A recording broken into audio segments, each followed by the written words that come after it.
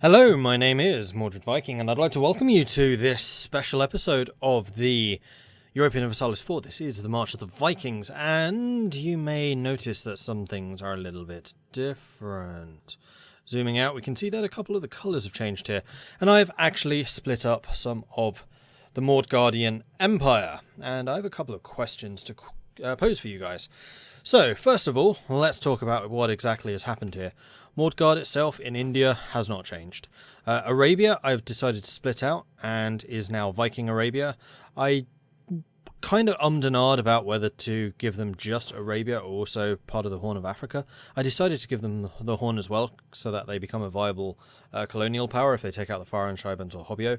That would allow them into the interior. Mordgard still owns the coast of Africa because they are the most colonial of all of the nations, and I thought it was entirely reasonable that they would be trying to get an early start into Africa. Their rival over here, of course, will be the Oms Vikings, and the Oms Vikings I have given Suez, so that they are a real important one to fight over. So I think that could be an interesting one. And bearing in mind, my objective here is to make them all interesting secondary countries. One of them might well, more than one, might well become a great power after this, but they're all supposed to be very powerful secondaries. And actually, it's kind of an interesting thing that's happened over here. One nation is a lot stronger than I had actually expected. Like, so much stronger. It's kind of ridiculous. And that is, of course, Indonesia down here. Haha. You can see the development amounts. If we click on Indonesia, it's worth 1,300. Like, India itself, the entire Mordgard Empire is worth 2,200 at this point. So, yeah, it's a fair bit smaller than Mordgard, but it's still pretty damn big. And if you go to the Great Powers, then it would currently sit... Oh, this hasn't been redone. Oh, right, we're getting that because we still have all these vassals. It would currently be 5th. No, 4th. It would currently be sitting on 4th place in the Great Powers list would be Indonesia, which is going to be interesting, especially if that's going to spark a rivalry between Viking Indonesia and Mordgard. Mordstralia still belongs to Mordgard. I cannot think of a way of splitting this off without editing the save file, and I really want to avoid doing that. I've actually managed to do all of this in-game. Right, so what about Viking China and Viking Japan up here? They are their own separate entities in much the same way as Viking Indonesia is. Viking China is... It's alright. It's probably the weakest of the group, although it actually makes quite a lot more money than Japan or Arabia. But it's also surrounded by enemies. I mean, if it can make friends with Japan, or better yet, Indonesia, then it will probably do quite well. But it's relatively isolated. Japan at least has the benefit of being an island, so should be able to hold their own. What I will probably do before the conversion is just delete all of these armies. It doesn't matter so much not having armies in the beginning of Victoria 2 because countries can build them pretty darn quickly once all the economy and stuff is kicked in. It will actually be pretty good for the world economy to have a couple of armies being built. It will swallow up a whole bunch of the small arms production, but honestly, with the number of manufactories we've built over here, I think that'll be just fine. I have not touched Namalland. Namalland is not a subject or anything else, though they do still have... Bharat still has a permanent claim on them, so Namalland could be another interesting flashpoint for Mordgard to hold out against. And I'm really hoping that Nazarides, Bharat, Chi, Batids, possibly even Byzantium become serious regional powers in this area. Byzantium obviously will be a great power, but they could decide to meddle over here. I don't really know. I can't really talk too much about their navies or their armies, because like I said, I'll probably just delete them all. I likely won't delete everyone's. I'll keep the units that are in Mordgard for Mordgard, but everything else I'll delete. So all of the secondaries will have to build their own, but like I said, I think it will be okay. The last thing that I will need to do is actually split these out. That I'm fairly confident I can do. The only one I'll keep is Mordstralia, will remain a colony of Mordgard, but Japan, Indonesia, China, Arabia, and the Oms Vikings will all be independent at the start of the game. I'm not going to be using satellites or anything like that. It's just going to be the way it works, because I want this friction over the secondaries. The secondaries is what makes this interesting. So there's going to be a lot of influence wars going on, probably quite a few removed from sphere wars as well. I mean, the influence wars aren't literally wars, they're struggles, diplomatic struggles. But you get what I mean here. So, what was this question I wanted to ask you? Well, you might have noticed that my naming conventions here are probably just about as unimaginative as I could have got.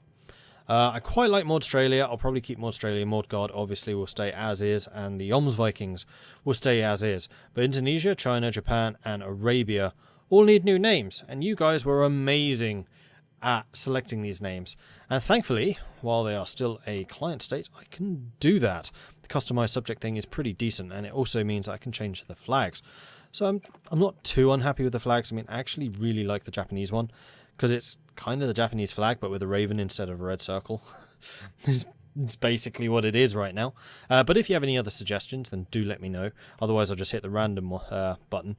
Viking China I also quite like. It's the Mordgard blue with the Chinese yellow with the raven. They all have the raven because they are the Norse nations, of course. Viking Indonesia, blue and black, squiggly lines, because this is going to be a very, very naval power. In fact, there's going to be a number of large naval powers over in East Asia, which I think is going to be interesting. I don't think we're going to see the same rise as that over in Europe. Norway might. Germany probably will. Australasia, maybe. Byzantium, maybe. Actually, Mauritania probably will. Navarrese Company probably will. But still, it's going to be a big mixture, and all of this mess, I'm not touching that. That's going across, because this is going to result in lots of colonial wars. I hope. We'll have to find out. Plus, I don't really want to delve in too deeply and give them independence. And there's already a fair number of them independent down here in South America. So who knows what could come of that. So, I need names for Viking China, Viking Japan, Viking Indonesia, and Viking Arabia. I would also like some better suggestions for crests. I think I've basically done these three, but Arabia is just boring. I wasn't really sure what I should do with it. And also the background colour can change too. I was going to go with yellow, but Viking China is already yellow. That's usually the colour I associate with Arabia. So if you have a better idea for that, and of course the names are the big one. Like you did such a good job with Namalland and Hvitr Bagrland and bollocks if I can remember them all. Austervik, that was another really good one. If you have any other good names for these other states, then please do let me know in the comments, and I will try and get that done. Now, the next question that you are probably going to be posing to me is, when am I actually going to start on Victoria? Well, I'm going to be busy over the weekend, so I'm not going to get it done this week, and probably not until mid next week at the earliest. So you have a bit of time to talk amongst yourselves and come up with some naming suggestions, and I will be keeping a very close eye on those comments. And that also gives me time to make those changes. But honestly, I think this conversion is going to be pretty easy. I'm not intending to do anywhere near the amount of background changes that I had to do for the Crusader Kings to EU4. I mean, the nations don't have any of the individual customizations at all. It's entirely based on their populations, which is why I've spent so many diplomatic points on culture converting everything. But we should have a pretty good time of that. In fact, let's have a quick look at culture. You're all Norse. You're going to be an interesting mix of Bedouin and Norse, okay? Indonesia's mostly Norse. Australasia isn't. That could cause some problems. China's all Norse. Japan's all Norse. So yeah, we have a lot of independent areas with very Norse populations, and of course over in Europe as well. And then I guess the last question I have for you is, what should the goal be in Victoria 2? I will likely be playing as Japan, maybe Mordgard. I haven't quite decided yet. I'll have to kind of see how they convert and decide what looks interesting. I mean, Viking China could frankly be very interesting. Maybe the goal should be to play as Viking China and then take over China. Maybe make the entire Southeast Asia, like including these bits, Norse. I don't know. Let me know what you think. I mean, it's a bit harder making goals in Victoria 2 because generally the spread of borders is kind of slow, particularly when you don't have cores and stuff, because infamy limit is so low. But after a certain point, you can basically just steamroller stuff, as I was doing in the Army of the State series. But that's Germany. That's a whole different beast. So, once again, names for those countries. Japan, China, Indonesia, Arabia. Potential crest for Arabia, or if you have any improvement ideas for the crests over here, then do let me know. Also, you probably noticed that some of the islands over here are still Mordgard. I can't change them. They count as overseas territories, and overseas territories cannot be changed in terms of client states. And it makes sense that Mordgard was, after all, the colonial master, so they have a couple of stopping off points here to get to the Americas if they so choose. Those are coaling stations potentially for the future. Likewise, they still own the island of Socotra, Maldives, and then the African colonies here. So, lots of options.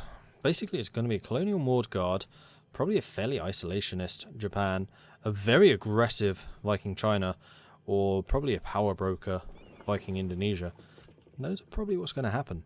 So let me know who you want me to play as. Thank you very much for watching, and I look forward to hearing your feedback. I'll catch you next time. Goodbye.